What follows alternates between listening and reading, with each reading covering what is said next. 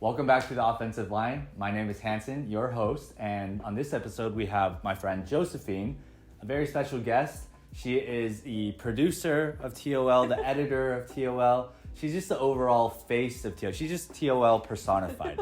And today on this episode, she'll be sharing with us the question, what do you think about Christianity? So Josephine, do you have any thoughts on this question, any words of wisdom for us on how you might use this question when you have used this question? Yeah, I think it's a great question. What do you think about Christianity in comparison to some of the other questions that we had, that we talked about? I think with this question, it's a little less scary. So it makes for a great starter question as you're getting to know someone, like, hey, what do you think about Christianity? And I think it's a question where you can kind of see what they understand about it. Do they understand anything about it? What have they heard about it? Are there any misconceptions about it? So it's definitely one I have used in my personal evangelism. So I think it's a great question. Yeah, no, and that's a good point. A great starter question. A lot of our questions before are not really starter questions, they're more so questions you would ask in the middle. So something that we've talked about in previous episodes is that you can string a lot of these questions together. So you might start off with, what do you think about Christianity? And then they might say something about just talking about happiness and purpose. And then you can ask, what motivates you? And then so you can kind of ask these questions to continue carrying on a conversation with them, and then be able to just have a casual conversation with them to be able to share the truth rather than just a hard-hitting, here's the gospel, take it or leave it, and then just leave, Right. But it is a conversation, like you said. Mm-hmm. So I think a good question then that I think I would like to know, and the viewers would like to know as well, is when have you used a question like this before? Yeah, basically our college ministry at Redeemer's Grace Church, we have something called campus evangelism. And so I've used it before at campus evangelism, where we go out to UCSD and we go cold contact evangelize to students there.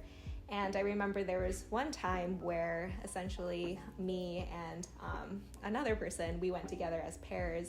When we were evangelizing to this person was like, oh, I don't want to talk. Like, oh, you're coming as Christians, I don't want to talk. And so it led with a great opportunity just to ask her, hey, what do you think about Christianity? Like, do you have a certain history to it? Did you have a certain upbringing that makes you a little bit more closed off to it? What do you think about Christianity? What is it that you think we're going to say?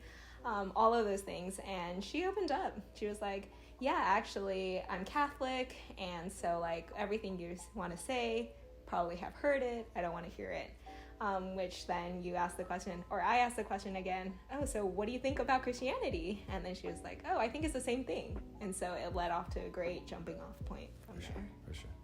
One thing that you brought up in just your evangelism, your encounter with that person, was that you were able to have a conversation with them, like we have already said before, but I think the fact that they at first were closed off to you, and then you got them to open up.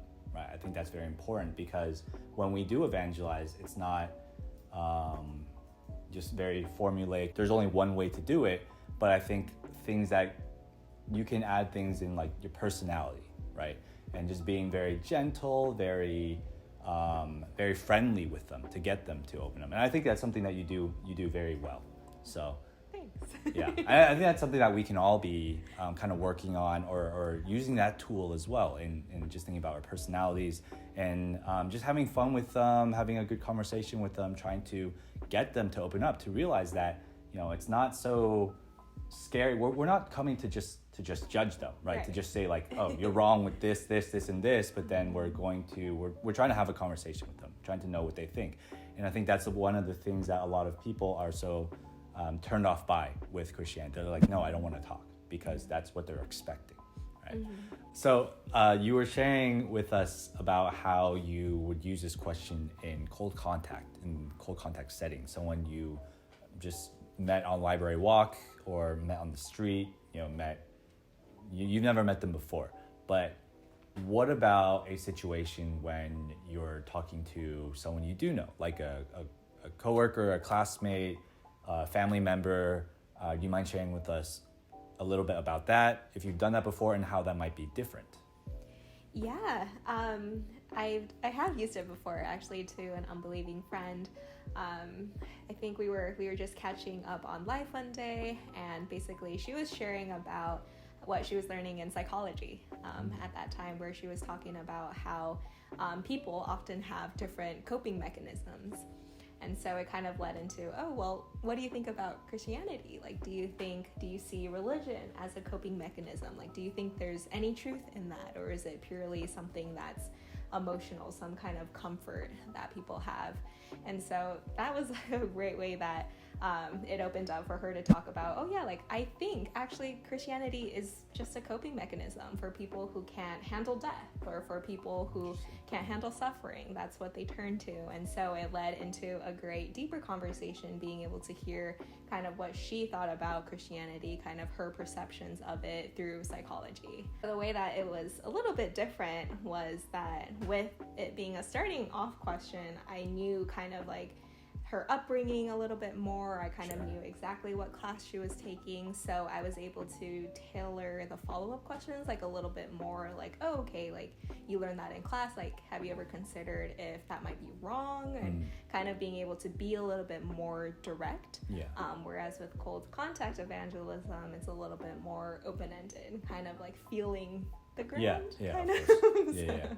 Thanks for sharing that experience with us and some of your evangelism strategies with us. So Josephine, I know that now, because you were talking about campus evangelism on the UCSD campus, of which you were there for a number of years, but now recently started working as a working professional. What does evangelism look like for you? How has it changed? Has it changed at all with you? Yeah, I think a working environment, in one way, it's a little bit different in the sense of where, at least back on campus, at most you'll probably see classmates for like 10 weeks, and then like maybe you'll see them in your next class, but chances are you probably won't. So with campus evangelism, a lot of it is very like, how can I make the most of every opportunity to kind of like make sure that there's some gospel truth in there that I can leave them with. But when it comes to a working environment, you see the same faces every day. So in that way, being able to really build a relationship with my coworkers. And an example, I just started working at this new job. Now it's probably been a month now. And so in that time frame of a month, being able to kind of let people know like, hey, this is who I am, and I'm a Christian, and kind of building that relationship with each of my coworkers. And so every time my coworkers ask me like, hey, how was your weekend? They know for sure I'm gonna say, it was great, I got to spend it with church. And so they probably know it's coming every Monday when they ask. But in that way, really being able to set myself apart also, so that when it comes to like the work ethic aspect, where my supervisor was kind enough to be like, hey, you know, you're on top of everything, and then being able to take that and be like, being a good witness. Right. Yeah, he knows that he should, because you say all the time that you're a Christian, and then he knows that you're a hard worker and that you're on top of things. Right. Then hopefully he connects the two together, and it's just you're a good witness for Christ to show that, you know, Christians are hard workers. We're not lazy people. And I think one thing that comes that we realize in the working environment too is that you can't really, you know, take like 30 minutes out of your working time, out of your day, to just be like, hey, let me share the gospel with you during your working hours, right? Because we want to be wise about the way that we use time, and we're being paid to work. So it's good to be a good witness, to build those relationships and those friendships with coworkers, so that you can, during your lunch break or even outside of work, having dinner with them or something, hanging out with them, that you can then actually explicitly share the gospel, asking a lot of the questions that we have asked on our channel before. So what is a recent evangelism opportunity that you've had that we can be praying for you for, that you can, just so that we can get to know you a little bit more, and how your personal evangelism looks like? Yeah, thanks for asking. You can definitely be praying. for an evangelism opportunity with my coworker. Her office is right next to mine, and so Oh, yeah, you have an office. Oh, yeah. Wow. Praise God. Yes, nice. The Lord was very kind. But yes, so I would often like hop over and just kind of catch up on life with her, see how things are going. And for her, she's actually going through a rough time. She's not from America, and so she has a lot of family that's overseas, and her father actually is having some health issues. And so she was very honest with me and was like, I'm having a rough time. And so I'm trying to share the hope of Christ with her, and also being able to bring the joy, the purpose of the Christian life, of what Christianity looks like. So maybe praying for that, for more opportunities, and that she can have a softened heart to hear. And you just sharing about hope. You can just ask the question that we talked about last video with Aaron, where is your hope? Thanks for tuning in with us today on this episode of The Offensive Line. Hopefully you learned some tips and some tricks to add to your arsenal for evangelism from Josephine. And you can follow us on Facebook and Instagram if you want to know more, if you want to see some behind the scenes pictures and footages, I guess a picture of what our set looks like. If you have any comments or questions, you can leave a comment in the section down below. For any questions that you have for myself or Josephine, anything that we've talked about already. So we will see you next week on the offensive line for another video as we're going through this series on great evangelists ask great questions.